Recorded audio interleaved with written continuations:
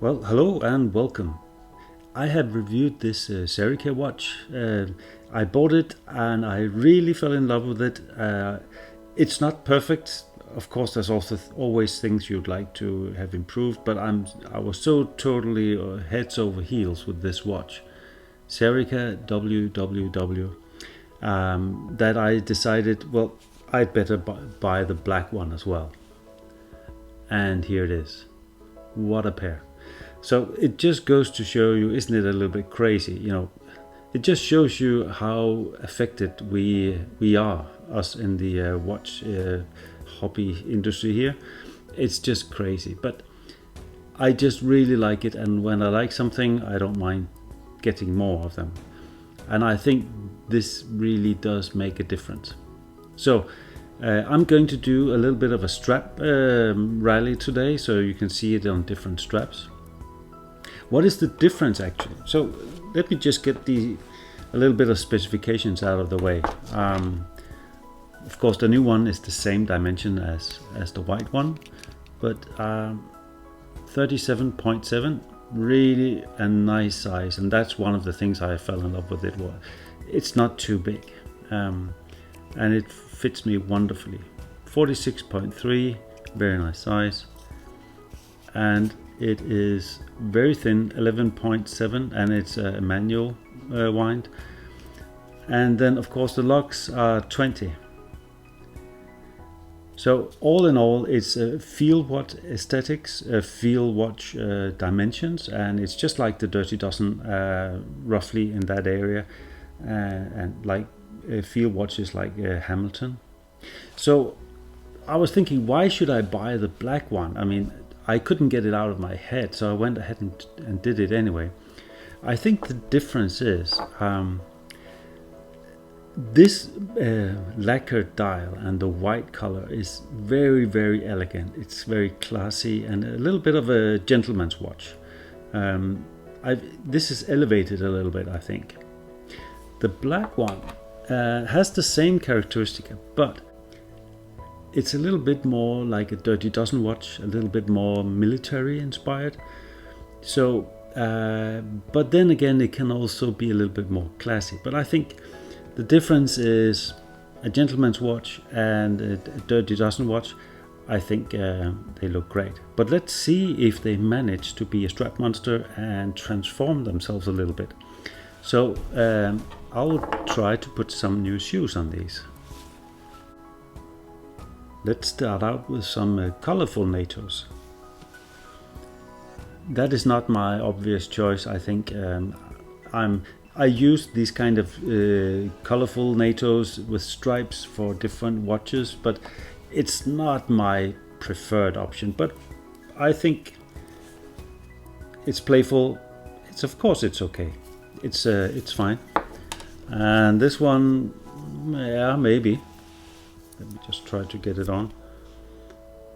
Maybe it's, well, I think it dresses the watch a little bit too much down, so I would like to try something different. So let's try some NATOs with a single color, like this. And I think now we're talking. This is a strap from, I believe it was George strap from the UK. Very nice texture. I mean, this is gorgeous. Really nice combo. Really relaxed. And I really like this one. I can't remember. I've had this strap for years. But it's like this seatbelt type of NATO. It might be from Watch Gecko, but I'm not quite sure because I've had it for ages. But it's just really, really nice. So I really think that, on a one color NATO or Zulu, they work wonderfully. But let's try something more. There is a viewer named Brian who said that he's in love with the Serica watches. He bought one. I think he bought the black one. And he uses a rubber strap. I thought, why don't we just give it a go? And here they are. So on a Barton strap, I think it is. Um, it works. It's not my obvious choice. I think I prefer, real rubber on a diver, but the color scheme certainly works. It's fine. And here on the black one, it gets really black, but they got 100 meters water resistant, so you can go diving with these, no problem. It's a screw down crown. I don't see why this should be a problem. So I actually thank you, Brian, for a good suggestion. This works if you're really going out and encountering some wetlands, then this is a good option. But let's go on, let's try something else as well. So let's try to step it up to a two-piece leather. And it looks like this. I mean, this is really elevating it. This is a really nice strap from Color Wrap. I really love that brand. I've got several of their straps.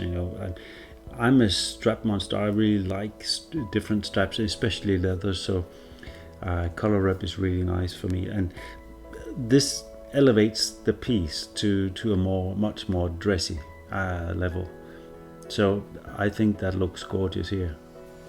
And this, no doubt many of you can recognize this Hirsch Liberty. But maybe a little bit overpowering. I usually use this on a Breitling or something. Very thick strap, and these stitches are really, really, big and bold. Maybe it's a little bit overpowering, but hey, it's good. It's fine. But I think even though both of these leathers are really a good choice, I think the Serica had in mind a NATO strap. So I think it suits it better on a NATO. So let's try another NATO. So if I really should dress it up in the best manner possible, maybe this is what will work. On the left here, I have a Bas and Loc strap. It says here, Bas and Locs. It's from Australia. It's incredibly expensive. I don't know why, but it's also gorgeous. I really, really like it. What's the difference between the original strap? The original strap, I really like it. It's a little bit thin, but it's really, really nice. Joseph Bonny.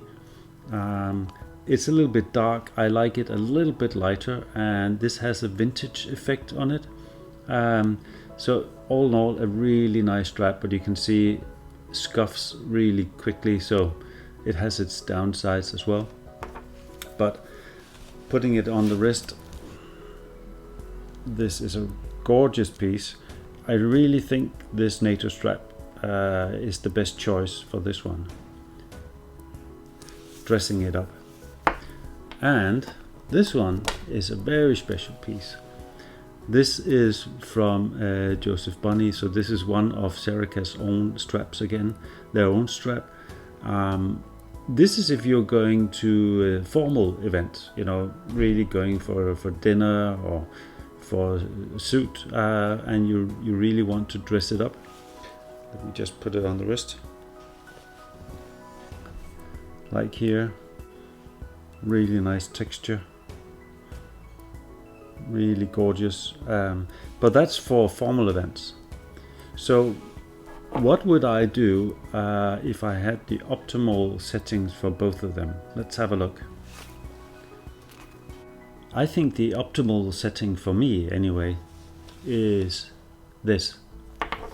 So on the white is a gentleman's watch, really nice, classy, and I want a light leather on it, and I want a NATO. I think it's really, really nice, and it elevates the piece. And then on the black, I think there's some Dirty Dozen aesthetics to this watch, military inspired, so it should have a NATO strap of nylon, and I think this is a khaki green, a little bit golden colors, like seatbelt type, and I think it just works really, really nice. It's a gorgeous piece, and I must admit, one of the things that really caught my attention with this watch is two things. First of all, the case construction is it has this bezel here, which is, if I zoom in a little bit here, you can see it's brushed, and then it has the polished side here. It's really playing gorgeously with the light, but it still keeps that, low-key, military aesthetics. But then it's got these broad locks, and it's not long like the Hamilton, really, really long locks. I really adore this. The layout of this case here is really gorgeous. So that's one of the things. The second thing is the dial is really nice lacquering. I didn't. That's my mistake. I didn't realize how gorgeous a lacquered dial is. I've been used to having, matte black dials and matte white, but this lacquering is just creating an effect, a depth that, yeah. I've seen those lacquered dials on Omegas, but I haven't really had one for myself, so I'm kind of new to that. And that's my bad, of course, but I must admit, this is really gorgeous. Let me try to do a macro shot of this.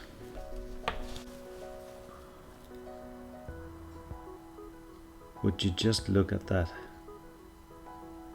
Nice brushed hour and minute hands and second hand. And you can see it's like you can almost swim in this lacquered dial. Really gorgeous.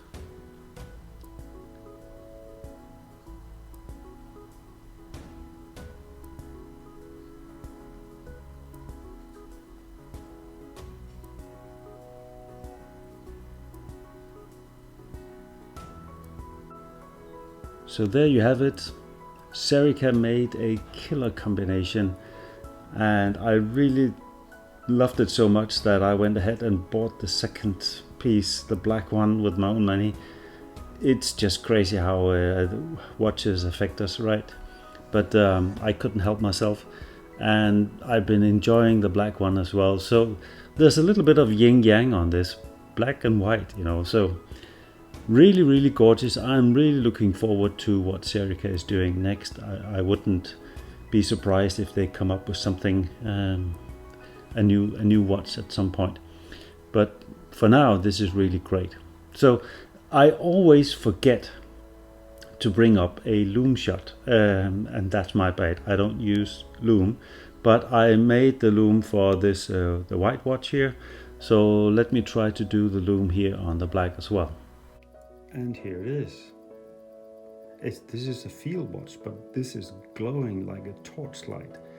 And I just popped it out in the fresh air for 1 minute or 1.5 minutes, and then it's glowing like this. Crazy, isn't it? So here we are. I've got a new best friend here, so I'm really pleased with it.